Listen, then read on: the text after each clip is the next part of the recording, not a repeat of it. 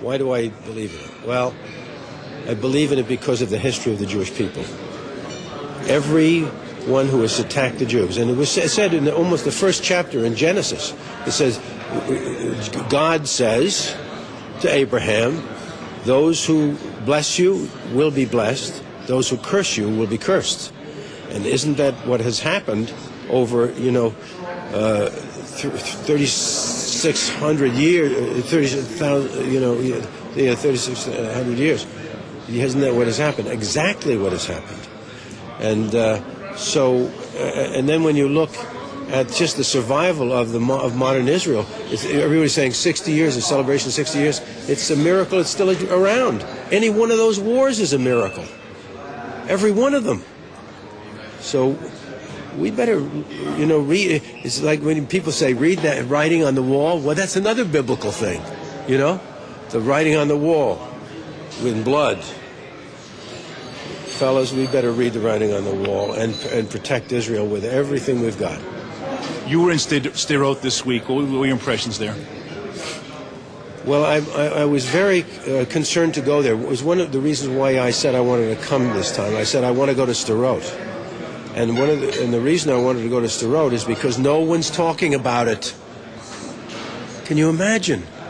Here Israel, in this democracy, this civilized body of sensitive people with all of this moral stature, bends to try to help this situation, this warring situation, by doing everything they can. And what do? They give this group of terrorists Gaza. Now, I would have said, don't do that. These people are not interested in appeasement. Their agenda is to destroy Israel and all Jews. That's their agenda. That's what they teach their children. That's their motivating energy. Now, not everyone, not those that have become friends and all of that, but still the program is so deep. It's very difficult for an Arab or a Palestinian to overcome that programming. And that's the essence of the programming. Who's the problem with the world? A little Palestinian kid will say, the Jews. I'm going to grow up and kill Jews. That's the answer. Well, I can say stuff like that, and people say, oh, it's not like that. I said, fellas, it's like that. That's what it's like. So you see what happened? You wanted to give them Gaza? They had this wonderful infrastructure. They had, all of the possibility of going there and living a fruitful life and getting help from the world community to do it. They could have had that.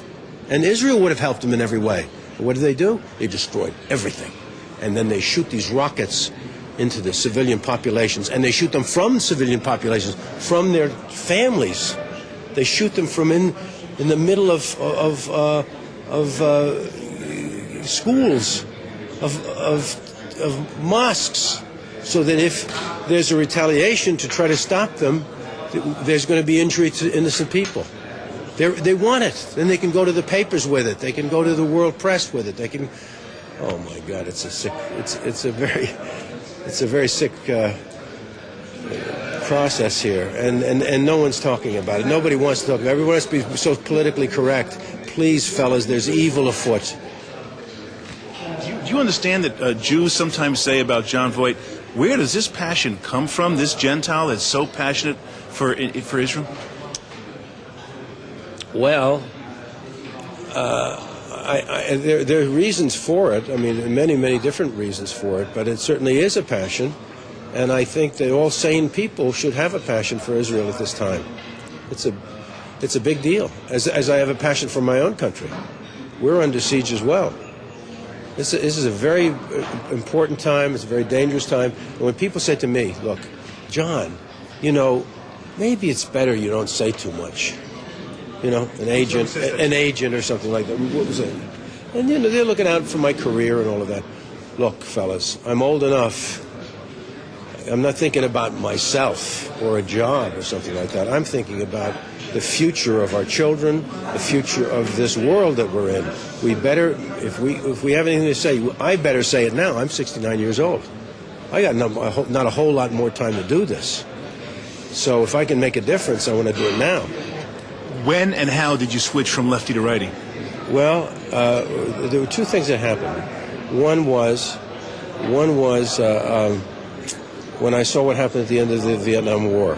And it took me a while to really digest it, I must tell you. But the left wing, the left, which was communist, I have to say, there's a lot of communist roots in all of the so-called anti-war movement, right? It was communist manipulated.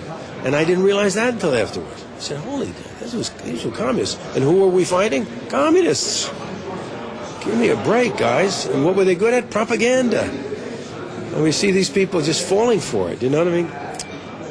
They're propagandists. That's the real danger right today. We can defeat militarily this enemy, but we're being overwhelmed by propaganda. So when you say, well, the Jews think this and this, they still think it's Roosevelt. Do you know what I mean? They haven't made an adjustment. They haven't seen the evil of this thing. Well, they have to be educated. They have to make that turn. But they're being used. This is what I see. So. One last question. So it was then, when I saw the bloodshed, 2.5 million people killed in Cambodia and South Vietnam, the boat people, you know, it was a horror, unparalleled horror. And if you think that's bad, pull out of Iraq. You'll see a slaughter. You'll see a political misstep that you'll take, I don't know how long to recover from in the world. You'll lose the chance for a democracy in that part of the world, which is so deeply important. The stabilization of Iraq is very important now. You'll lose everything. It's a disaster facing us right now. So the clock is ticking, guys. We get the wrong guy in for president, this time we're in a lot of trouble.